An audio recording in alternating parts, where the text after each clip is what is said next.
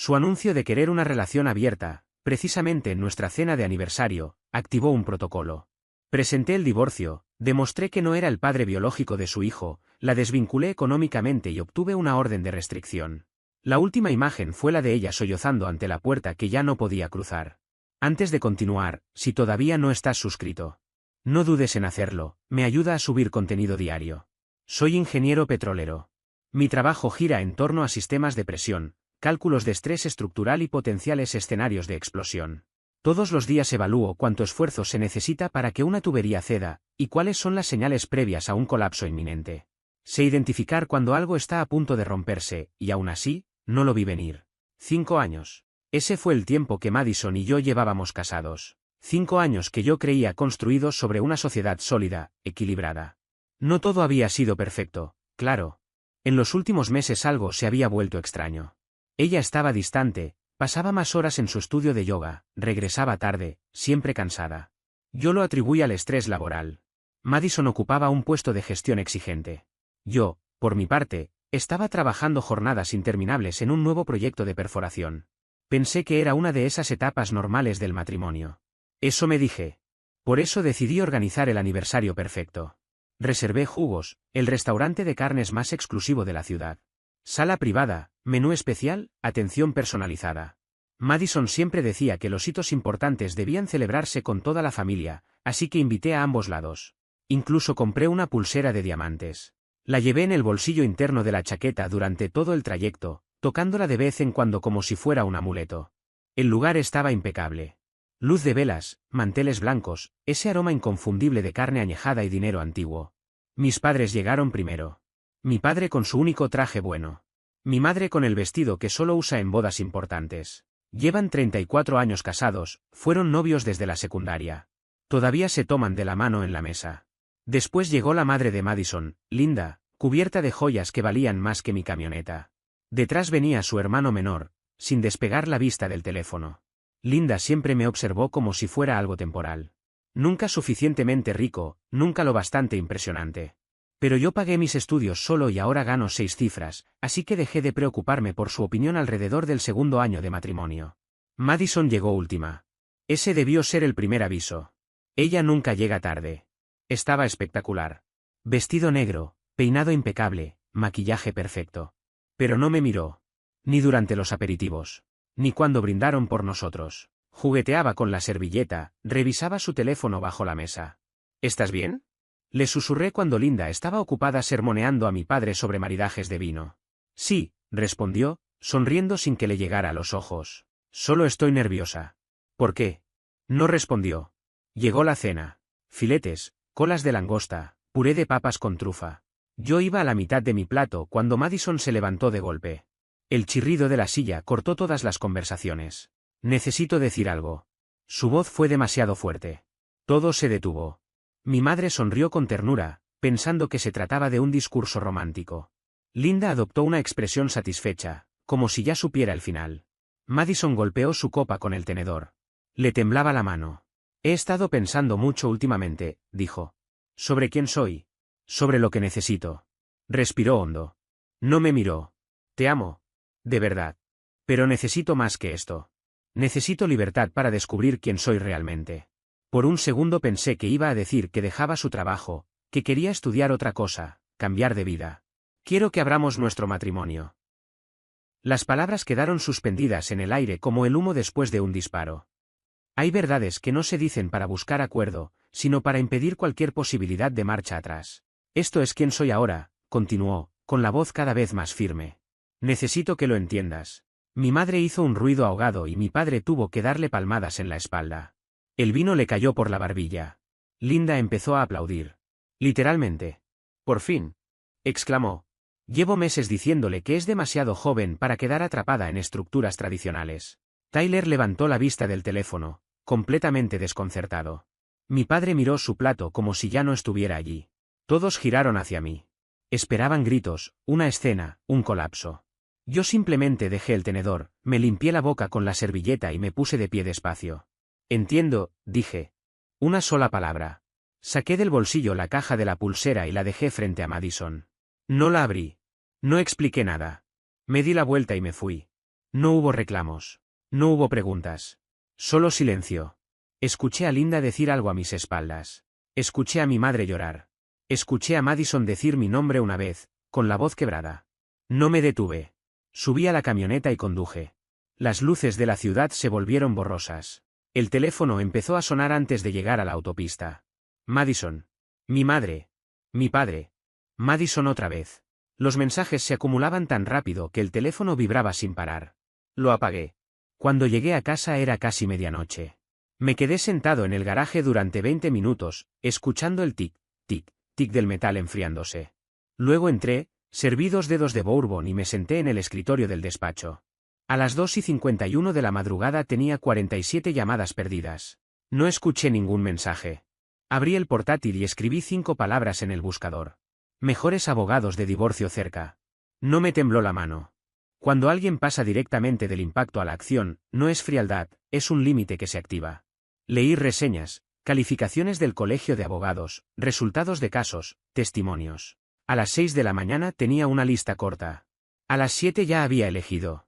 Robert, 58 años. 30 años en derecho de familia. Reputación de ser implacable, pero justo. En su sitio web había una cita de un cliente: no pierde el tiempo, ni te deja perderlo a ti. Perfecto. Su oficina abría a las 8. Llamé a las 8:01. Robert y Asociados. Necesito un abogado de divorcio hoy. La recepcionista dudó. El horario del señor Robert está. Pagaré la consulta en efectivo. ¿Hoy? Silencio. Un momento, por favor. 2 minutos después. Puede verlo a las 10:30. Pero debo advertirle que, si acepta el caso, el anticipo no es negociable. Me duché, me afeité, me puse el mismo traje de la cena, fui al banco y retiré $15,000 del fondo de emergencia conjunto. La cajera me miró con preocupación, pero no preguntó nada. La oficina estaba en un rascacielos de vidrio, 9º piso. La recepcionista era una mujer de unos 60 años, con la mirada de quien ha visto todo tipo de desgracias humanas y dejó de impresionarse en los años 90. ¿Usted es el que llamó temprano? Sí, señora. Complete todo esto. Al señor Robert no le gusta el papeleo incompleto. Me senté en la sala de espera y documenté cada detalle. 5 años de matrimonio. Sin hijos. Cuentas conjuntas. Hipoteca compartida. Sin acuerdo prenupcial. El mayor error de mi vida. Éramos jóvenes, ingenuos, o quizás solo yo estaba enamorado. Y esta vez, no iba a ignorar las señales de advertencia. Confundir amor con tolerancia infinita suele terminar igual: alguien cruza una línea creyendo que no tendrá consecuencias. Durante días no supe qué pensar de ella. La imagen que tenía seguía incompleta, como si aún faltaran piezas. La cita con Robert estaba agendada para las 10:30 en punto, y fue exacto hasta el segundo. Nada en su forma de trabajar dejaba espacio para la improvisación. Su despacho parecía sacado de otro mundo: madera oscura, cuero auténtico, silencio caro. Ese tipo de lugar donde uno siente que cada minuto cuesta dinero. Más de lo que muchos ganan en una semana. Robert era más bajo de lo que imaginaba. Cabello plateado, gafas de lectura colgando de una cadena fina, pero cuando estrechó mi mano entendí que no había llegado hasta ahí por casualidad. Su apretón era firme, casi intimidante. Cuénteme exactamente qué ocurrió, dijo, sin rodeos. Le relaté todo desde el principio. La cena. El anuncio frente a ambas familias. El momento exacto en que se levantó y se fue. No me interrumpió ni una sola vez. Se limitó a escribir en su blog legal, con una letra precisa, limpia, quirúrgica. Cuando terminé, apoyó la espalda en la silla y me observó en silencio. ¿No discutió con ella? No. ¿No intentó convencerla de cambiar de opinión? No. Asintió, golpeando suavemente el papel con el bolígrafo. Bien. Eso hace todo mucho más simple. Diferencias irreconciliables. Humillación pública. Ruptura clara del vínculo matrimonial. Ningún juez en este estado va a simpatizar con su postura. Mencionó el monto de sus honorarios. Saqué el dinero y lo dejé sobre el escritorio. Por primera vez, levantó las cejas. Fue la única señal de emoción que le vi. Veo que vino preparado. Trabajo con planes de contingencia, respondí. Siempre lo hago. Entonces ya me agrada. Contó los billetes, pidió a su asistente que me entregara un recibo y continuó sin perder ritmo. Presentamos hoy mismo. Los documentos estarán listos a las 3. Mañana se le notifican. Antes de levantarme, añadí. Hay cuentas conjuntas. Tarjetas de crédito. Transfiera hoy mismo la mitad del ahorro a una cuenta nueva. Cancele su acceso a las tarjetas conjuntas, pero no toque nada que esté solo a su nombre. Todo limpio. Todo correcto. Salí de allí a las 11:15. Antes del mediodía ya había abierto una cuenta nueva y movido exactamente el 50% de los ahorros. A la 1, llamé una por una a las entidades de crédito. A las 3, regresé al despacho para firmar los papeles. ¿Dónde está ahora?, preguntó Robert. Probablemente en casa de su madre. Perfecto. Que se quede ahí. Cuando vuelva, sea educado, pero firme. No discuta. No negocie. Solo informe. De regreso a casa cambié el código del garaje. Empecé una lista, lo que era mío, lo que era compartido, lo que era exclusivamente suyo. El teléfono no dejó de vibrar. Madison, su madre Linda, su hermano, incluso amigos en común. Ignoré todo. Ella llegó a las 7 en punto. Escuché cómo intentaba entrar al garaje. El código ya no funcionaba. Probó con la puerta principal. La llave aún servía. Todavía no había cambiado las cerraduras. Entró llamándome por mi nombre. La voz le temblaba. Yo ya había preparado 2 maletas con lo esencial, ropa, artículos personales, esos costosos productos de cuidado facial que tanto le gustaban. Las dejé junto a la puerta. Se quedó inmóvil al verlas. ¿Qué es esto? Le extendí los documentos. Los miró como si estuvieran escritos en otro idioma. Esto es. La solicitud de divorcio. Querías libertad. Ya la tienes. No, no quise decir eso. Lo dijiste delante de todos. Intentó acercarse. Los ojos se le llenaron de lágrimas. Podemos hablar. Podemos arreglarlo. No hay nada que arreglar. Cometí un error, su voz se quebró. He estado confundida. Mi terapeuta dice que debo explorar quién soy. Tu terapeuta no puede ayudarte ahora, respondí con calma. Las palabras de Robert resonaban en mi cabeza, no te involucres emocionalmente. Tienes 30 días para retirar el resto de tus cosas. Mañana cambio las cerraduras. Dejó caer los papeles. Estás siendo absurdo. Las relaciones abiertas son normales. No en esta relación. Lloraba abiertamente. El rímel empezó a correr. ¿5 años y te rindes así? No me rindo. Acepto la realidad. Le devolví los documentos. Ya tienes a alguien más, ¿verdad? Su rostro perdió todo color. No es así. Las cerraduras cambian mañana. Toma tus maletas. Se quebró por completo. Ese llanto diseñado para hacer dudar a cualquiera. Yo no sentí nada. Solo observé cómo sus lágrimas caían sobre el suelo de madera. Un claxon sonó afuera. Se sobresaltó y miró su teléfono. Es mi transporte, susurró. Entonces deberías irte. Arrastró las maletas hasta la puerta. Antes de salir, se giró una última vez. El maquillaje destruido, los ojos hinchados. No quedaba rastro de la mujer segura que había visto en el restaurante. Te vas a arrepentir. Volverás cuando entiendas lo que perdiste. Cerré la puerta. Desde la ventana vi cómo cargaba las maletas en un Audi plateado. Se sentó en el asiento del copiloto. El hombre al volante se inclinó y la besó antes de arrancar. Ahí tuve mi respuesta. No sobre si había alguien más, sino desde cuándo. 6 semanas. Eso fue todo lo que tardó el proceso en pasar de presentado a en curso. Sin objeciones, el sistema avanza sin fricción. Me volqué en el trabajo. Mi gerente lo notó. Estás distinto. Más enfocado. Te promovemos a líder senior del proyecto en la plataforma offshore. 20% de aumento. Oficina propia. Equipo propio. El antiguo yo habría corrido a contárselo a Madison. El nuevo solo preguntó cuándo empezaba. Me inscribí en un gimnasio. 5 días a la semana. Entrenamientos a las 5 de la mañana. Pesas pesadas. Cuerpo agotado. Mente en silencio.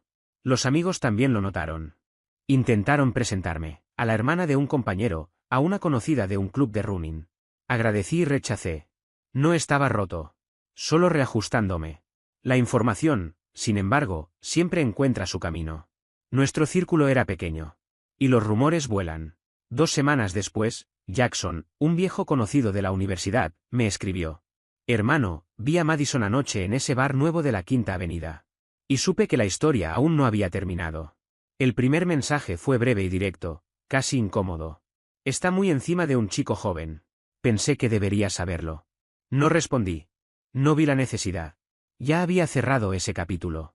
Un rato después llegó otro mensaje, esta vez de Emily, una amiga en común. Solo para que estés al tanto. Madison está publicando muchísimo en redes. Cosas sobre monogamia tóxica, vivir de forma auténtica. Es demasiado. Había bloqueado a Madison en todas partes el mismo día que presenté la demanda.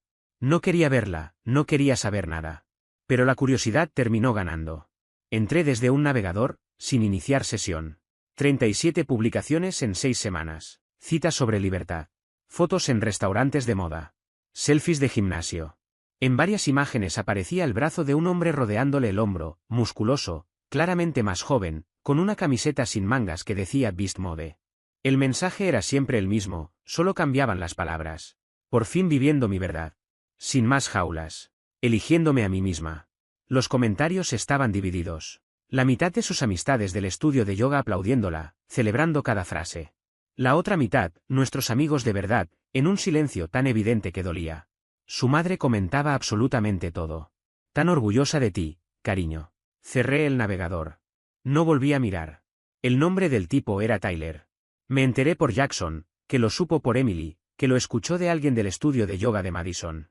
24 años. Entrenador personal. Conducía un Audi que le habían comprado sus padres. Seguía viviendo en la casa familiar, en la caseta junto a la piscina. Se mudó con él, me dijo Jackson una noche, tomando cerveza conmigo. O mejor dicho, con sus padres. Bien por ella, respondí, sincero. ¿De verdad no te afecta? ¿Por qué habría de hacerlo? Quería libertad. La consiguió. Jackson negó con la cabeza. Si Ashley me hiciera algo así, yo perdería la cabeza. Entonces no te cases con alguien capaz de hacerlo.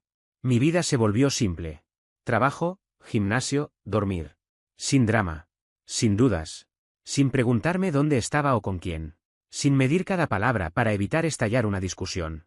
Dormía mejor que en años. Hasta que llegó el jueves. 10 de la noche. Estaba revisando especificaciones técnicas en el portátil. Una cerveza sobre la mesa. Baloncesto universitario en la televisión, sin sonido. Sonó el timbre. Miré la cámara. Se me hundió el estómago. Madison, sola. Sin maquillaje. El cabello recogido de cualquier forma. Sudadera grande y pantalones de chándal. No la versión de Instagram. La real. La que había sido mi esposa. Abrí la puerta, pero no la invité a pasar. ¿Qué quieres? Levantó la vista. Tenía los ojos hinchados, rojos. Como si hubiera llorado durante horas. ¿Puedo entrar? No. Por favor. Necesito hablar contigo. Entonces habla. Se abrazó a sí misma. No aquí. Entonces no hablaremos. Empecé a cerrar la puerta. Estoy embarazada. Mi mano se quedó congelada en el picaporte. Es tuyo, añadió, con la voz temblorosa. Tenemos que hablar. Todo en mí quería cerrar la puerta y olvidarlo. Pero soy ingeniero. Trabajo con hechos. Con datos. Con probabilidades. ¿Cuántas semanas? 8. Hice el cálculo mental. El margen era mínimo. Habíamos dormido juntos quizá 2 veces el mes previo a la cena de aniversario. ¿Rutina? No pasión. Pero 8 semanas, técnicamente posible.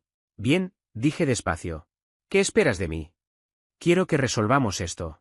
¿Resolver qué? ¿Nosotros? ¿Esto? Me equivoqué, dijo. Quiero arreglarlo. Quiero volver a casa. Me apoyé en el marco de la puerta. ¿Dónde está Tyler? Se puso pálida. Es una ciudad pequeña. La gente habla. ¿Dónde está? Eso terminó. No era real. Fue un error. Así que vuelves porque tu error no funcionó. Vuelvo porque estamos esperando un bebé. Porque te amo. Asumiendo que sea mío. Me miró como si no hubiera entendido. ¿Qué? Prueba de paternidad. No es negociable. ¿Hablas en serio? Completamente. No confías en mí. Anunciaste que querías acostarte con otras personas durante nuestra cena de aniversario, delante de mis padres. No, no confío en ti. Se estremeció. Es tu hijo. Nuestro hijo. Prueba de paternidad. Esa es la condición. Eres un monstruo, susurró. Un insensible. Tal vez, pero no soy un tonto. Aceptó entre lágrimas. Haremos la prueba. Y cuando salga que eres el padre, te arrepentirás. Ya veremos. Se marchó. Noté que el coche era distinto. Un Honda viejo y golpeado. El Audi ya no estaba. Cerró la puerta de golpe y se fue. Entré, cerré con llave, volví a mi despacho. Tomé el teléfono y escribí a Robert. Necesito agendar una prueba de paternidad lo antes posible. Dudé. Añadí una línea más. Y deberías saber que me hice una vasectomía hace 4 años. Envié el mensaje. Mi teléfono sonó en menos de 30 segundos. ¿Te hiciste qué? La voz de Robert perdió su tono profesional por primera vez. ¿4 años? Exacto. Ella no lo sabía. Al otro lado de la línea se instaló un silencio espeso, casi físico. No era un silencio incómodo. Era uno de esos que pesan porque están llenos de cálculos. Me lo imaginé frunciendo el ceño, apartando la vista de la pantalla por un segundo, acomodando piezas sueltas en su cabeza, como alguien que acaba de darse cuenta de que el tablero no era el que creía. ¿Por qué no mencionaste esto antes?, preguntó por fin. Su tono no era acusatorio, pero tampoco neutral. Era la voz de alguien que entiende que acaba de recibir información clave, tarde. No me pareció relevante hasta ahora, respondí. Además, habíamos acordado no tener hijos antes de casarnos. Me lo hice y listo. No vi motivo para hablar del tema. Pensé que, si algún día cambiábamos de opinión, entonces se lo diría. Hubo otro silencio breve. Esta vez más corto, más enfocado. Volví a sentarme en mi escritorio, con el pulso todavía acelerado y una presión rara detrás de los ojos, como si llevara días sin dormir bien. Desde el auricular lo escuché teclear. Ese sonido seco, constante, metódico. El mismo que siempre aparecía cuando estaba armando una estrategia y ya había dejado atrás la fase emocional. Esto lo cambia todo, dijo. Si ella está reclamando paternidad para presionar en el acuerdo del divorcio, entonces es exactamente lo que está haciendo. Tecleó otra vez. Más rápido. Bien, continuó. Entonces la dejamos cavar su propia tumba. No le digas nada sobre la vasectomía. Deja que se comprometa por escrito con la afirmación de paternidad. Pedimos el test, salen los resultados, y ahí la tenemos por fraude. Tragué saliva. ¿Y si se da cuenta?, pregunté, porque la posibilidad me carcomía desde que la idea había tomado forma. No se va a dar cuenta, respondió sin dudar. Las mujeres no andan preguntando por vasectomías. No está en su radar. Especialmente cuando creen tener una posición moral fuerte. Cuando una persona cree que su posición moral la protege, suele cometer el error de asumir que no será cuestionada. Esa falsa seguridad reduce la cautela, elimina la verificación de hechos y abre la puerta a decisiones impulsivas que dejan rastro. Siguió tecleando. Luego su voz volvió, clara y práctica, como si estuviera enumerando una lista de tareas domésticas. Mañana mismo presento la solicitud para que el tribunal ordene una prueba de paternidad. Va a pelearlo. Siempre lo hacen cuando están mintiendo. Pero un juez la va a conceder. Y tenía razón en lo de pelearlo. El abogado de Madison, uno de asistencia legal que sonaba como recién salido de la universidad, envió 3 cartas distintas intentando bloquear la prueba. 3 intentos, 3 variaciones del mismo argumento. Todas cargadas de un dramatismo forzado, que la prueba era invasiva, que demostraba desconfianza, que exigir evidencia constituía abuso emocional. Intentaba convertir un procedimiento médico rutinario en una novela moral. Mi respuesta fue una sola. Una carta. Corta. Sin adjetivos. Con el documento clave adjunto. Orden judicial. La prueba quedó programada para el martes a las 9 de la mañana. El aviso era directo, el incumplimiento implicaría cargos por desacato. No dejaba espacio para discursos, ni para indignación performativa. Ella se presentó. Yo no tenía por qué hacerlo. No era necesario. Solo necesitaban su sangre y las muestras existentes vinculadas a nuestros registros matrimoniales. Bases de datos, protocolos, logística interna. En teoría, era simple. En la práctica, vino lo peor, 10 días de espera. Los 10 días más largos de mi vida.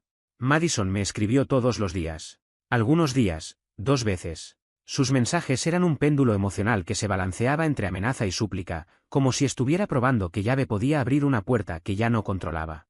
Día 1. ¿Cuándo vas a ser hombre y asumir la responsabilidad de tu hijo? Día 3. Todavía te amo. Podemos arreglarlo. Por favor. Día 5.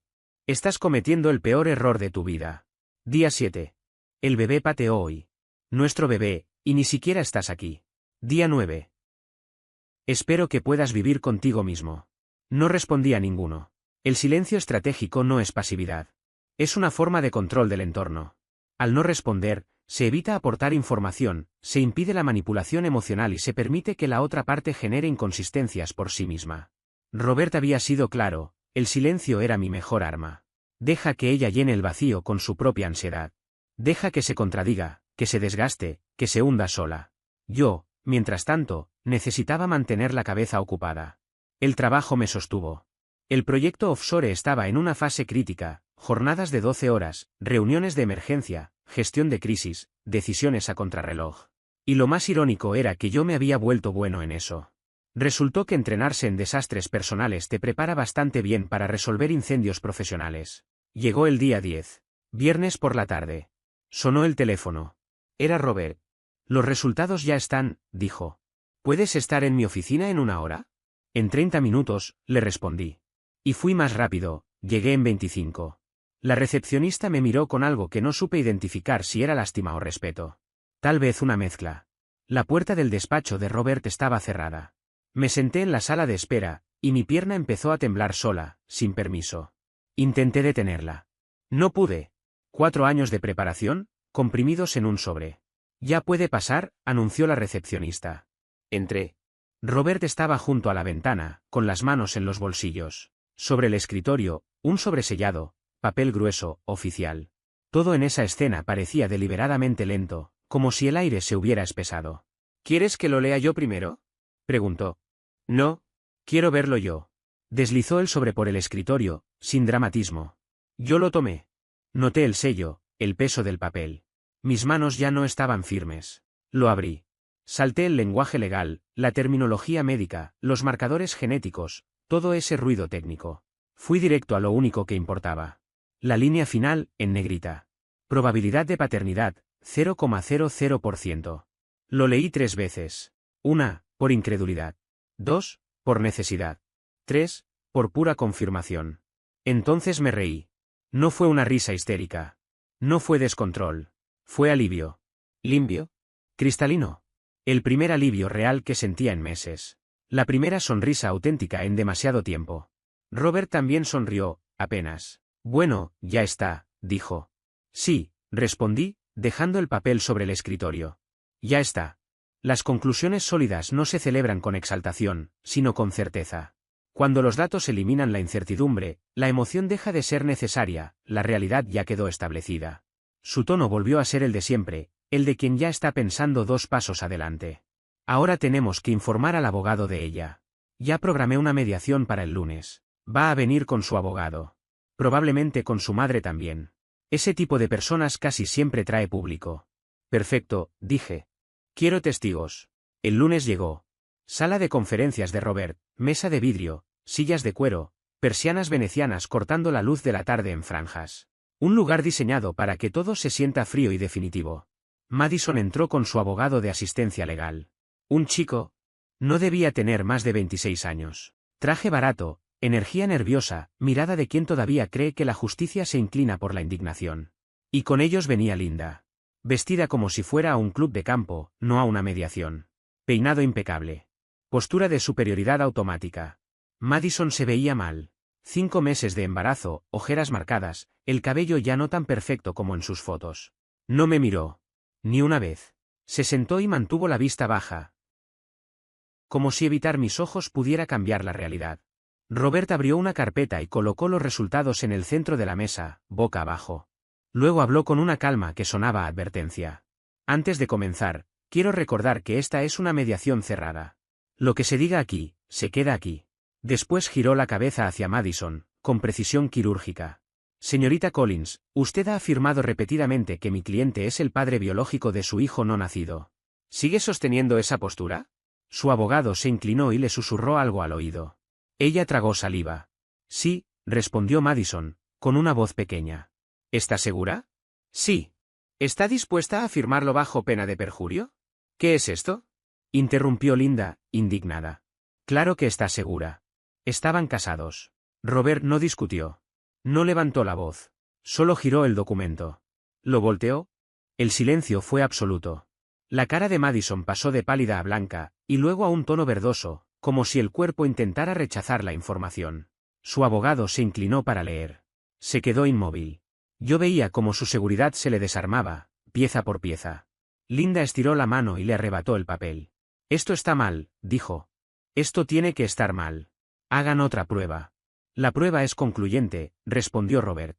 Probabilidad de paternidad, 0. Las manos de Madison temblaban sobre su regazo. Sus labios se separaron, pero tardó en encontrar aire. Esto es imposible. Nosotros, estuvimos juntos. Nosotros. Yo hablé por primera vez en toda la reunión. Mi voz sonó tranquila, pero cada palabra cayó como una piedra. Me hice una vasectomía hace 4 años. 3 cabezas se giraron hacia mí al mismo tiempo. Nunca preguntaste, añadí. Y yo nunca te lo dije porque habíamos acordado no tener hijos. Para mí, No era un tema. Me incliné hacia adelante. Así que quien sea el padre de ese bebé, no soy yo. —¡Mientes! —gritó Linda, poniéndose de pie. —Esto es falso. Robert deslizó otro documento por la mesa. Vasectomía realizada en junio de 2021. Esterilidad verificada. Todo está documentado. Madison hizo un sonido ahogado, como si le hubieran quitado el aire de golpe. No era llanto todavía. Era el impacto inicial. Ese instante en que el cuerpo entiende la verdad antes que la mente. Y esta vez, no había discurso que pudiera salvarla. Cuando una versión depende solo de insistir y no de comprobar, se derrumba en el momento en que aparece un dato verificable. El abogado de ella escribía sin parar, casi con desesperación, como si estuviera intentando calcular mentalmente cuán mal podía terminar todo aquello. Sus anotaciones eran rápidas, torpes, propias de alguien que acababa de entender que el control de la situación se le había escapado por completo. Robert continuó con voz firme, sin levantar el tono, pero dejando claro cada punto. Afirmar falsamente una paternidad con el objetivo de obtener ventajas en un acuerdo de divorcio constituye fraude. Y eso no es una opinión, es un hecho legal. Podríamos iniciar acciones penales si así lo decidimos. Linda ya estaba gritando. Su voz se elevó por encima del murmullo de la sala, cargada de rabia y nerviosismo. —¡Está embarazada! —exclamó. —Está asustada, y ha estado enviando mensajes amenazantes exigiendo que mi cliente asuma la responsabilidad de un hijo que no es suyo. Robert no se inmutó. Simplemente señaló el teléfono que tenía sobre la mesa. —Tenemos su dispositivo —dijo—. Capturas de pantalla, fechas, horarios exactos. Todo está documentado. Madison se derrumbó en ese momento. No fue una caída dramática, sino algo más triste, su cuerpo simplemente se plegó sobre sí mismo, como si ya no tuviera fuerzas para sostenerse. Comenzó a sollozar sin control. Su abogado apoyó una mano en su hombro, intentando contenerla. Linda, en cambio, quedó paralizada. El rostro completamente rojo, atrapada entre la furia y la humillación, sin saber cuál de las dos emociones iba a dominarla primero. Esta reunión ha terminado, sentenció Robert. Procederemos con el divorcio tal como fue presentado originalmente. No habrá manutención conyugal. No habrá reclamaciones de paternidad. Y si la señorita Collins o cualquier miembro de su familia intenta contactar nuevamente a mi cliente, presentaremos cargos por acoso. Linda reaccionó de golpe. Agarró a Madison del brazo y prácticamente la levantó de la silla.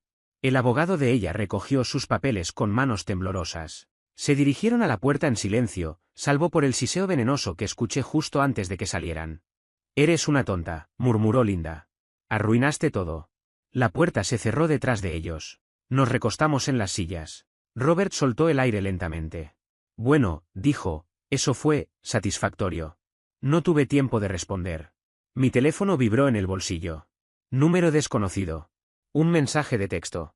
—Necesitas ver esto. Debajo, 3 capturas de pantalla.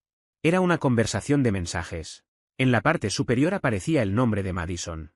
El otro contacto se llamaba Tyler. Sentí como la sangre se me helaba mientras leía. Madison, el tonto se lo creyó. Madison, una vez que esté embarazada y lo tenga atrapado, lo voy a exprimir hasta dejarlo seco. Tyler, ¿y si pide una prueba? Madison, no lo hará. Está demasiado enamorado. Demasiado tonto. Madison, esto va a funcionar. Tyler, estás loca. Tyler, me encanta. Le pasé el teléfono a Robert. Él leyó en silencio, levantando lentamente las cejas. ¿Quién envió esto? Preguntó. Revisé el número. No lo reconocía. No tengo idea. Otro mensaje apareció de inmediato. Pensé que merecías saber con qué estabas lidiando. Guardamos esto por si ella intenta algo más. Miré las marcas de fecha y hora. Esos mensajes habían sido enviados 6 semanas antes de la cena de aniversario. 3 semanas después de la mediación. Ella había estado planeándolo todo desde el principio. Las estrategias basadas en manipulación fallan cuando alguien conserva pruebas. El error no es mentir, es asumir que nadie documenta. Robert me llamó unos días después con buenas noticias. El divorcio está finalizado. El juez William firmó esta mañana. Oficialmente eres un hombre libre. Estaba en un sitio de trabajo cuando me llamó. De pie sobre una plataforma de perforación, el viento golpeándome con fuerza, el océano extendiéndose hasta donde alcanzaba la vista. Eso fue rápido, dije. Cuando la otra parte no tiene ninguna credibilidad ni poder de negociación, las cosas avanzan rápido, respondió. Te envío el decreto final ahora mismo. Si quieres, enmárcalo. No lo hice. Lo archivé en mi oficina, bajo asuntos cerrados, y volví al trabajo. La vida siguió. Y, sorprendentemente, se volvió más sencilla. Dejé de revisar el teléfono cada 5 minutos. Dejé de preguntarme qué estaría haciendo ella o con quién. Empecé a disfrutar de verdad mi ascenso, de mi nuevo equipo, de los desafíos que venían con el puesto de líder senior de proyectos.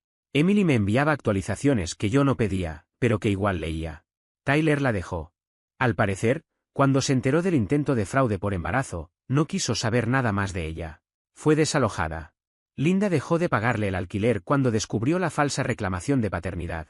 El estudio de yoga la despidió por generar conflictos y hacer sentir incómodos a los clientes. Cada mensaje era una ficha de dominó cayendo. Yo no sentía nada. Ni satisfacción. Ni lástima. Nada. Hasta el jueves por la noche. 11 de la noche. Estaba revisando análisis de fallas en plataformas offshore, trabajo pendiente, cuando saltó la notificación de mi cámara de seguridad. Movimiento detectado. Porche delantero. Abrí la transmisión. Madison. Se veía peor que nunca. Sudadera manchada. Cabello sucio. El vientre enorme, quizás 7 meses. Estaba llorando incluso antes de llegar a la puerta. Empezó a golpear. Fuerte. Desesperada. Por favor, abre la puerta. Necesito ayuda. Me quedé en el sofá. Subí el volumen del televisor. Sé que estás ahí. Veo las luces. Los golpes continuaron. Luego su rostro apareció frente a la cámara, mirando directamente al lente. Por favor. No tengo a dónde ir. Me equivoqué. Lo sé, pero por favor. Activé el intercomunicador. No abrí la puerta. ¿Qué quieres, Madison? Se sobresaltó al escuchar mi voz. Déjame entrar, por favor. Tenemos que hablar. No tenemos que hacer nada. Necesitas irte de mi propiedad. No tengo a dónde ir, su voz se quebró. Me desalojaron. No tengo dinero. Mi madre no responde mis llamadas. Estoy enferma. Necesito ayuda. No es mi problema. Pero, estuvimos casados. Ya no. El divorcio se finalizó hace 3 semanas. No eres mi esposa. No eres mi responsabilidad. Eres una desconocida en mi porche a las 11 de la noche. Levantó unos papeles frente a la cámara. Aviso de desalojo. Facturas médicas. Una ecografía. Esto es real. Estoy embarazada, estoy enferma, estoy en la calle, y tú simplemente vas a... Sí. Silencio. ¿Qué? Sí. No voy a hacer nada. Este desastre lo creaste tú. Ahora vives con él. Tengo una ETS. Gritó. Tyler me contagió clamidia y desapareció. No puedo pagar el tratamiento. Sigue sin ser mi problema. Se derrumbó. Lloraba sin control. Eres un monstruo. Tal vez. Pero no soy un tonto. Estoy llamando a la policía. Tienes 60 segundos para irte antes de que lleguen. No, espera. Corte. Llamé al 911. Di mi dirección. Expliqué la situación. Mencioné que solicitaría una orden de restricción a la mañana siguiente. Llegaron en 8 minutos. 2 oficiales. Observé todo desde la cámara. Ella intentó explicar, justificarse, hacerme quedar como el villano. Uno de los agentes revisó su computadora en el patrullero. Regresó negando con la cabeza. El divorcio estaba registrado en el sistema. Ella no tenía ningún derecho legal para estar allí. Ninguno. Y aún así, permanecía plantada frente a mi puerta como si la propiedad le perteneciera, como si la realidad pudiera doblarse a fuerza de insistencia. Señora, debe abandonar esta propiedad de inmediato, le indicó uno de los oficiales, con una voz firme, entrenada, de esas que no admiten negociación. Si no se retira ahora mismo, será arrestada por invasión de propiedad. Ella respondió con una mezcla de súplica y desafío. Habló rápido, atropellando palabras, intentando justificar lo injustificable. Dijo que necesitaba hablar, que era una cuestión familiar, que yo no tenía derecho a echarla así. Los oficiales no se movieron. Esperaron. El silencio se volvió pesado. Después de varios segundos de resistencia inútil, finalmente se dio la vuelta. Sus hombros se encorvaron. Caminó tambaleándose hasta su Honda viejo y maltratado, apretando contra el pecho los papeles de desalojo como si fueran una herida abierta. Antes de subir al auto, me miró una última vez. No fue una mirada de tristeza. Fue de promesa. Los oficiales permanecieron en la entrada hasta que el vehículo desapareció al final de la calle, doblando la esquina con un chirrido metálico. Uno de ellos se acercó a mi puerta y llamó con los nudillos, ya sin la dureza del procedimiento, sino con la sobriedad de quien sabe que esto no ha terminado. Señor, le recomiendo presentar una orden de restricción cuanto antes. Este incidente quedará registrado en nuestro informe. No es la primera vez que vemos algo así escalar. Ya estoy en eso, respondí. Gracias, oficial. Asintió, me dio su tarjeta y se retiró. Cuando alguien ignora límites legales explícitos, el conflicto deja de ser emocional y pasa a ser conductual. A partir de ese punto, cada acción deja rastro. Cuando el último patrullero se fue, cerré la puerta con llave. La casa quedó en silencio. Me serví una bebida, no por gusto, sino por rutina. Me senté frente al escritorio y terminé el trabajo pendiente que tenía para la oficina, concentrándome a la fuerza, como si nada hubiera ocurrido. El cursor parpadeaba. Afuera, la noche avanzaba. A las 7 de la mañana llamé a Robert. No hizo preguntas innecesarias. Para el mediodía, toda la documentación de la orden de restricción ya estaba presentada, firmada y en proceso. Cada casilla marcada. Cada declaración respaldada. El viernes por la tarde estaba en una reunión con mi equipo de proyecto cuando Recursos Humanos me llamó con urgencia. Señor, tenemos una situación. Hay una mujer en el vestíbulo exigiendo verlo. Está causando problemas y se niega a irse. Sentí el estómago cerrarse. Abrí la cámara del lobby desde el teléfono. ¿Linda? Vestida de manera impecable, cabello arreglado, maquillaje perfecto. Gritaba al personal de recepción mientras señalaba con el dedo al puesto de seguridad, teatral, calculada. Llamen a seguridad ahora mismo. Decía. Tengo una orden de restricción en trámite contra mi hija y voy a incluirlos a todos si es necesario. La seguridad del edificio la escoltó fuera.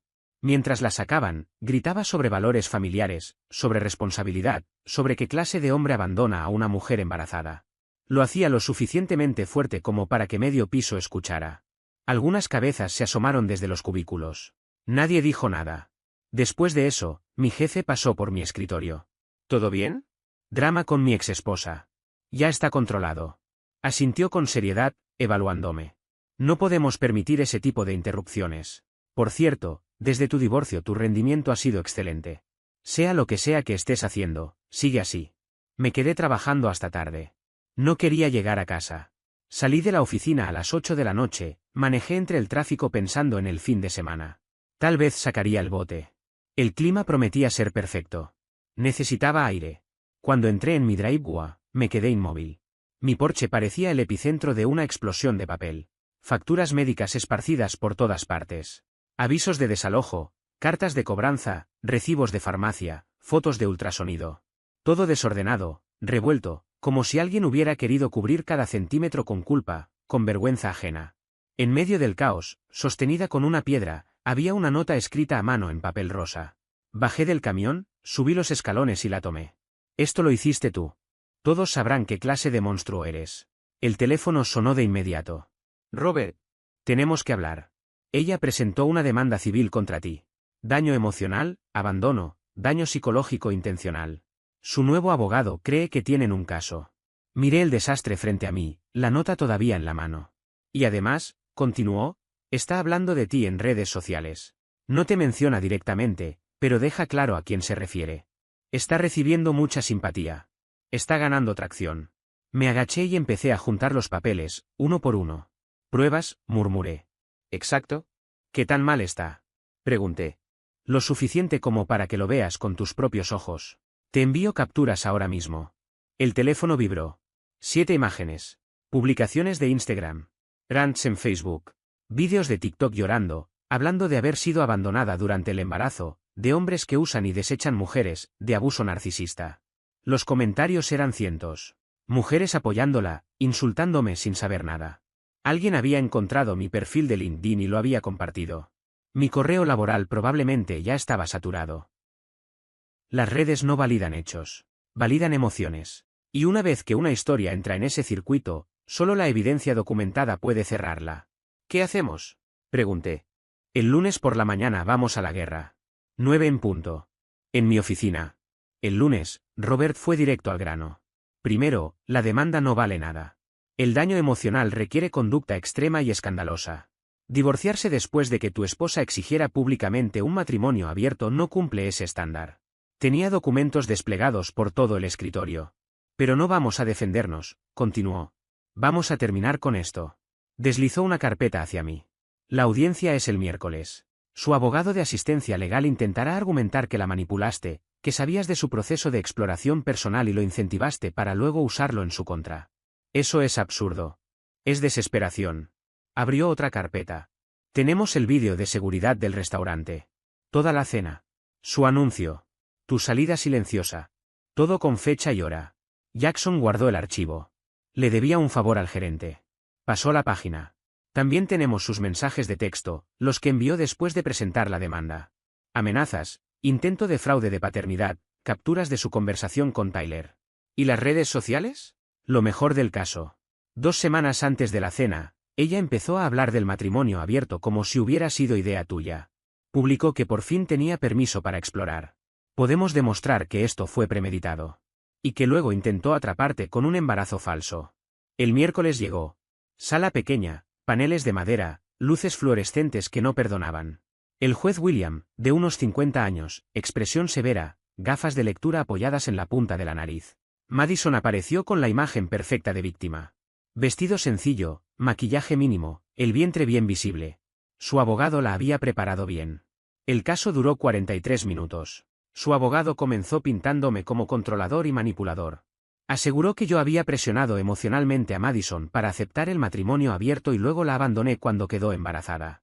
Robert se levantó sin elevar la voz. Su señoría, solicito ingresar la prueba A. El vídeo del restaurante apareció en pantalla. Savannah estaba de pie golpeando suavemente su copa, anunciando que quería abrir el matrimonio. Yo permanecía en silencio, me levantaba y me iba. Sin discusión. Sin manipulación. Solo su declaración y mi salida. Prueba B, continuó. Mensajes de texto de la señorita Madison a Tyler, enviados 6 semanas antes de la cena de aniversario. Se leyeron en voz alta. Cuando quede embarazada y esté enganchado, le sacaré todo. El rostro de Madison se tornó rojo. Su abogado parecía querer desaparecer. Prueba C, resultados de prueba de paternidad con probabilidad 0 de relación biológica. Prueba D, registros médicos que confirman que mi cliente se sometió a una vasectomía 4 años antes de la supuesta concepción. Prueba E, mensajes de acoso y amenazas enviados por la señorita Madison tras el divorcio. Robert fue colocando cada documento frente al juez con precisión quirúrgica. El silencio en la sala lo decía todo. La evidencia estaba apilada como una torre de papel imposible de ignorar. Documentos médicos, mensajes, registros legales y capturas de pantalla formaban una línea clara de hechos que no admitía interpretaciones emocionales. Madison Collins había destruido su propio matrimonio, intentado cometer fraude de paternidad y, tras fracasar, había iniciado una campaña de acoso contra mí en redes sociales. La demanda no solo era infundada, sino claramente retaliatoria y peligrosamente cercana a la difamación. El juez William observó al abogado de Madison con expresión impasible. Consejero, dijo, algo más que agregar. El hombre no tenía nada sólido.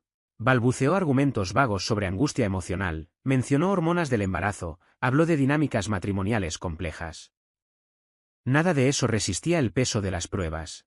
El juez lo interrumpió con un gesto seco. Caso desestimado con perjuicio. Luego fijó la mirada en Madison. Señora Collins, si vuelve a presentar otra demanda contra este hombre, la declararé en desacato. Este tribunal ha terminado. El mazo golpeó la madera. Fin de la audiencia.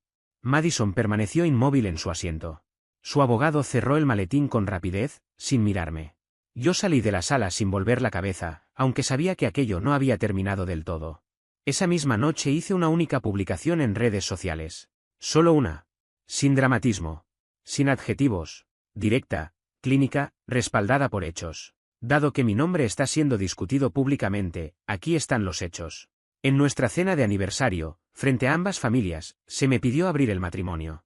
Al día siguiente presenté la solicitud de divorcio. Posteriormente, mi exesposa afirmó estar embarazada. Una prueba de paternidad arrojó una probabilidad del 0%. Me sometí a una vasectomía hace 4 años. Hubo un intento deliberado de fraude. Poseo documentos judiciales, registros médicos y mensajes de texto en los que ella misma admite el plan. La demanda presentada contra mí fue desestimada. Adjunté todo. Documentos médicos con datos sensibles cubiertos, resoluciones judiciales, capturas de mensajes, incluido el texto que ella envió a Tyler, y la orden oficial de desestimación. Publiqué, apagué el teléfono y me fui a dormir. A la mañana siguiente, la publicación tenía más de 14.000 compartidos. Antes del mediodía, su cuenta de Instagram se volvió privada. TikTok desapareció. Facebook fue desactivado. Las personas que antes la defendían guardaron silencio. Linda intentó comunicarse con mi oficina. Recursos Humanos bloqueó cualquier intento de contacto de forma permanente. El número de Madison quedó fuera de servicio. Alguien comentó que se había mudado a otro estado, quizá a la casa de su madre. No pregunté. No me importó. Pasaron 6 meses. Recibí el ascenso a director regional. Me mudé a una ciudad mejor, con mejor clima, mejores proyectos, en general, una vida más ordenada. Empecé a salir con alguien nuevo, Savannah. Bióloga marina. Independiente. Centrada. Se comunica con claridad y sin juegos. Vamos despacio. Sin prisas. El mes pasado mis padres vinieron de visita. Una tarde, en la terraza, con cervezas en la mano y el sol cayendo sobre el agua, mi padre me apartó. Cuando todo esto empezó, tu madre pensó que te ibas a derrumbar, me dijo. Yo también lo pensé por un momento. Luego sonrió. Pero no lo hiciste. Te mantuviste firme. No dejaste que ella te arrastrara con su caos. Chocó su botella con la mía. Estoy orgulloso de ti, hijo. La semana pasada estaba en el supermercado de mi nueva ciudad. Pasillo de congelados. Estiré la mano para tomar una pizza y la vi. Madison. Estaba 2 pasillos más allá, con un bebé en un portabebés sujeto a su pecho. Se veía agotada. Más vieja. Cabello recogido en una cola desordenada, pantalones de yoga, camiseta manchada. Revisaba precios con atención, como si cada centavo importara. Levantó la vista. Nuestros ojos se cruzaron. Reconocimiento. Algo pasó por su expresión. ¿Arrepentimiento? ¿Cansancio? Tal vez ambas cosas. Abrió la boca, como si fuera a decir algo. Como si fuera a acercarse. Di media vuelta. Caminé en la dirección contraria, pagué mis compras y me fui. No miré atrás. Esa noche, Savannah notó que estaba más callado de lo normal. ¿Todo bien? Preguntó. Sí, respondí. Solo pensaba en cómo, a veces, la mejor venganza es vivir bien. Sonrió y besó mi mejilla. Eso es muy zen de tu parte. Tal vez lo era. O tal vez esos 6 meses de infierno me enseñaron algo importante. El silencio es poder cuando tienes todas las cartas. Madison quería libertad. La obtuvo. Quiso jugar. Perdió. No necesité planes elaborados ni venganzas retorcidas. No tuve que destruirla. Solo tuve que dar un paso atrás y dejar que se destruyera sola. Intentó convertirme en el villano. Trató de atraparme. De presentarse como víctima de una historia que ella misma escribió. Pero los villanos no se reconstruyen. No salen limpios. No ganan. Yo no soy su víctima. Ni su salvador. Ni su red de seguridad. Soy simplemente el hombre que supo cuándo retirarse. Cuándo caminar lejos de la mesa y dejar que el castillo de naipes cayera sin él dentro. Ella apostó a que yo sería débil. A que estaría desesperado. A que estaría demasiado enamorado para ver con claridad. Perdió. Y cada mañana despierto sin su caos, sin su drama, sin la voz de su madre en mi oído. Eso no es venganza. Eso es ganar. Gracias por quedarse hasta el final.